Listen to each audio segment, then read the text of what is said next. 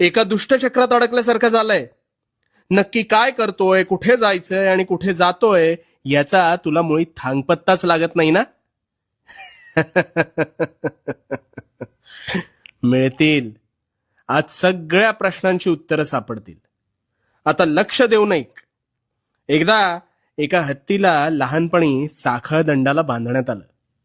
कालांतराने तो हत्ती मोठा झाला, पण त्याला स्वतःच्या ताकदीचा अंदाजच नव्हता. त्यामुळे स्वबळावर जिथे तो साखळदंड सहज तोडू शकत होता, तिथे नकळत त्याला त्यात स्वतःला बांधून ठेवण्याची सवय झाली होती. आणि या ऐशोआरामी सवयीमुळे त्याच्या मतीची निव्वळ माती झाली होती.